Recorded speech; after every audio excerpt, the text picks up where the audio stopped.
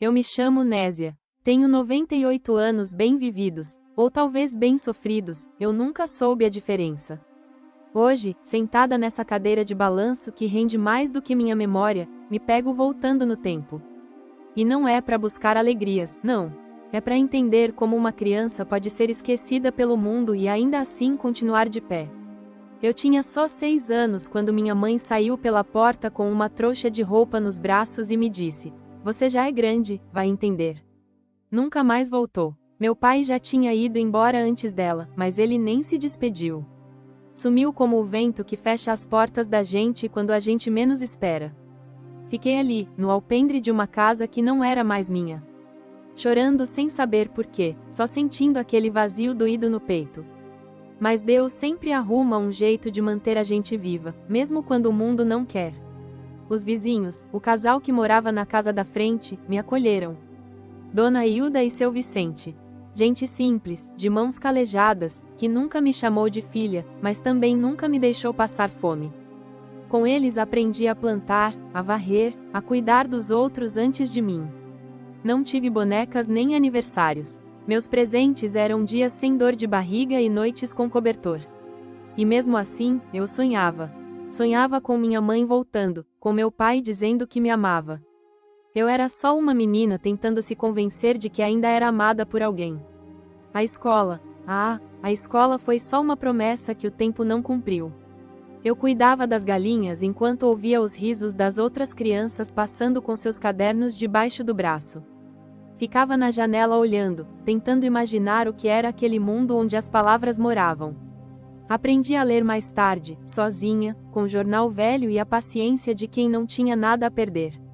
Os anos passaram, e o abandono virou silêncio. O tipo de silêncio que grita.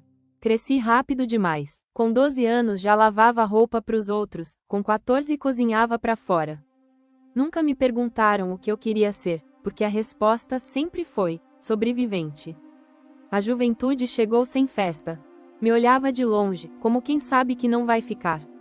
E eu a deixei passar. Tive pretendentes, sim. Um ou outro moço que achou bonita a moça calada da vila. Mas eu não sabia amar. Como amar, se o amor que me deram foi ir embora? Me fechei no meu mundinho. E quando as noites vinham, eu contava as estrelas, como se fossem as cartas que nunca recebi. Cada uma lembrança, talvez, e se. Hoje, aos 98 anos, sei que tudo isso me fez quem eu sou. Mas será que valeu a pena? Eu ainda não sei. Eu tinha pouco mais de 9 anos quando aprendi que o mundo não para ninguém. Enquanto algumas crianças corriam com os pés descalços pela terra molhada, eu aprendi a remendar vestidos e calar o choro. A casa da Dona Margarida, que me acolheu depois que meus pais sumiram do mapa, era pequena demais para tanta gente. Éramos 6 embaixo de um telhado que mais vazava do que cobria, e se eu quisesse comer, precisava ser útil. Foi ali que aprendi a passar roupa, costurar com linha velha e fingir que as palavras duras dela não me feriam. Mas feriam, como feriam. Menina, para de olhar pro nada e vai buscar água, ela dizia. E lá ia eu, balde na cabeça, sol na testa, e uma vontade que crescia dentro do peito de encontrar algum canto no mundo que me coubesse sem que eu tivesse que pedir licença. A escola, essa era um luxo que eu só sonhava. Eu ouvia as crianças contando histórias, escrevendo nomes no chão com galho seco e rindo de coisas que eu nunca entendia. Eu queria aprender. Eu queria escrever meu nome. Mas naquele tempo, querer não significava nada. Teve uma noite que eu não esqueço. O marido da Dona Margarida chegou bêbado e quebrando tudo. Ela me mandou sair correndo pelos fundos com as outras crianças. A chuva era tanta que a rua parecia um rio.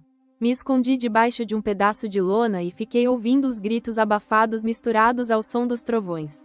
E foi ali, encolhida e molhada, que eu fiz uma promessa. Se um dia eu saísse daquela vida, se um dia eu conseguisse ter voz, eu jamais deixaria uma criança passar por isso.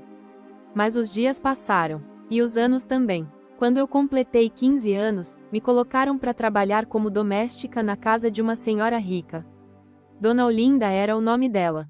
Uma mulher que usava perfume forte, andava com joias e dizia que pobre tinha que saber seu lugar.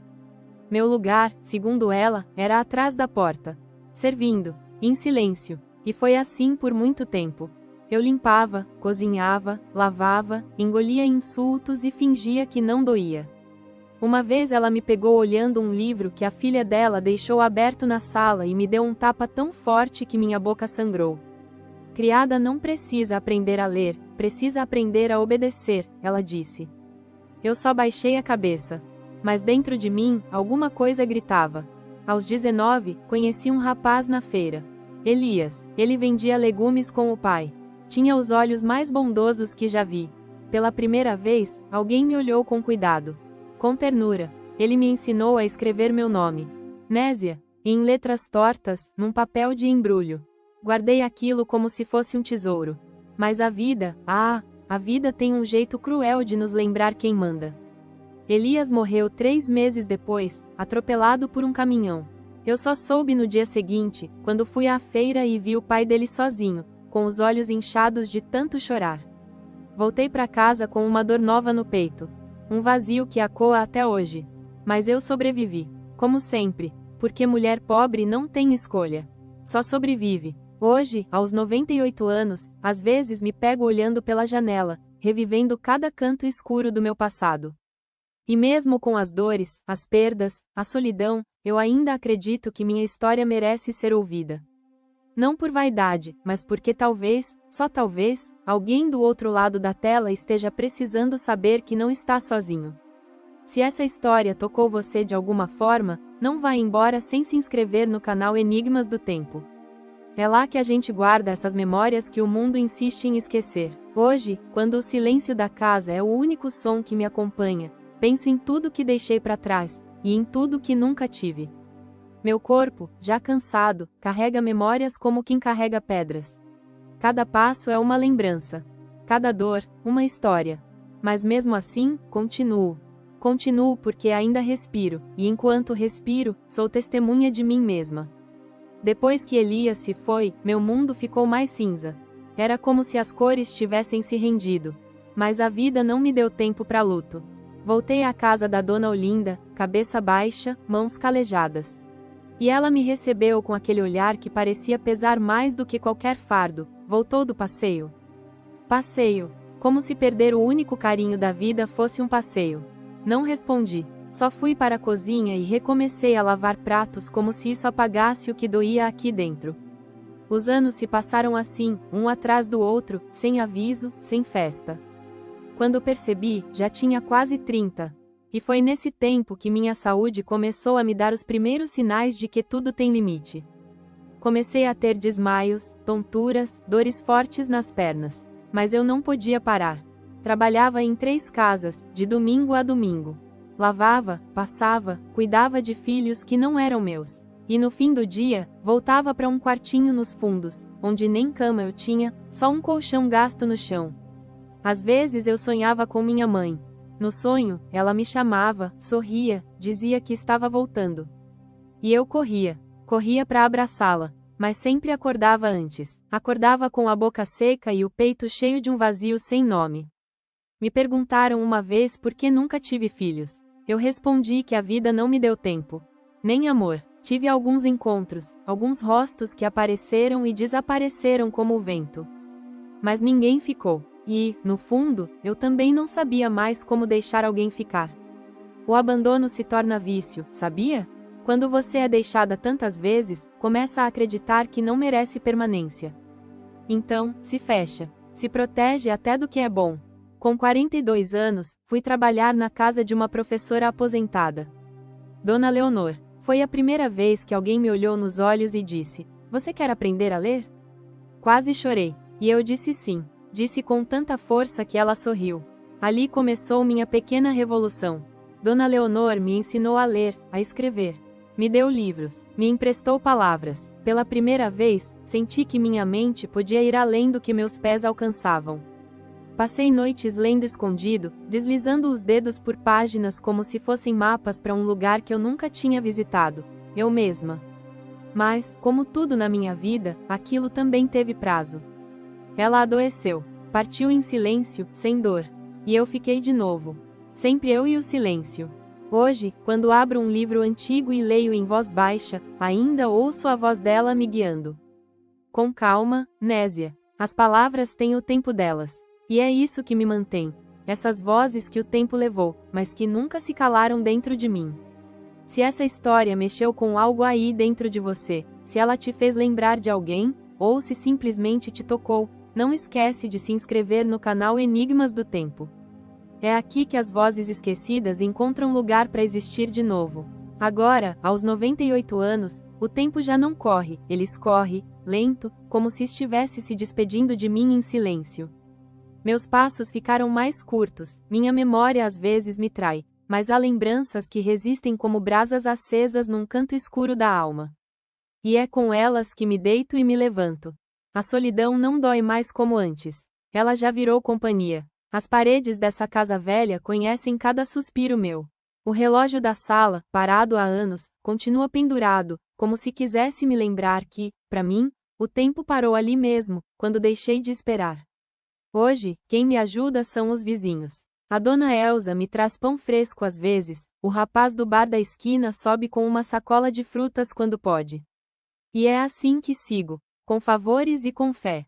Não tenho filhos, sobrinhos, nem ninguém do meu sangue. Mas às vezes penso, e se eu tivesse tido uma filha? Como ela seria? Teria meu sorriso? Meus olhos tristes? Há noites em que ainda sonho com coisas que nunca vivi. Sonhos doces, calmos, de uma vida que não foi minha, mas que, de algum jeito, vive dentro de mim. Sonho com uma mesa posta, com uma risada infantil correndo pelo corredor, com mãos pequenas segurando as minhas, me chamando de vó. Mas quando o sol entra pela fresta da janela, trazendo aquele cheiro antigo de madeira molhada, tudo volta ao que é. A chaleira ferve, o pão amanhecido amolece no leite, e a vida segue em sua lentidão sagrada. Outro dia sentei na varanda, com uma manta sobre os joelhos e um caderno velho no colo. Comecei a escrever uma carta. Não para alguém, mas para mim mesma. Escrevi: querida Nésia, você sobreviveu. Só isso. E chorei. Chorei baixinho, como sempre chorei. Ninguém precisa ouvir. Não tive medalhas, diplomas, nem festa de aniversário. Mas tive resistência. Tive um coração que não quebrou, mesmo quando rachou inteiro. E isso vale alguma coisa, não vale? Hoje, quando ouço a TV da vizinha falando sobre o mundo lá fora, sobre guerra, sobre pressa, sobre gente que grita sem ouvir, agradeço por esse meu canto ser silêncio. Porque aqui, no silêncio, ainda ouço a mim mesma. Ainda converso com aquela menina de trança e pés rachados que acreditava que um dia alguém voltaria para buscá-la. Ninguém voltou, mas ela continuou. Se eu puder deixar algo para esse mundo que quase me esqueceu, quero deixar meu sussurro: não desista. Mesmo quando tudo disser o contrário, mesmo quando ninguém estender a mão, continue. Porque viver, às vezes, é só isso: respirar fundo e seguir. E se você chegou até aqui, se me ouviu com o coração aberto, então já valeu a pena. Porque foi por você que eu contei tudo isso. Foi para que a minha voz não morresse só comigo. Inscreva-se no canal Enigmas do Tempo e ajude a espalhar histórias como a minha. Histórias que o tempo quase apagou, mas que ainda insistem em viver.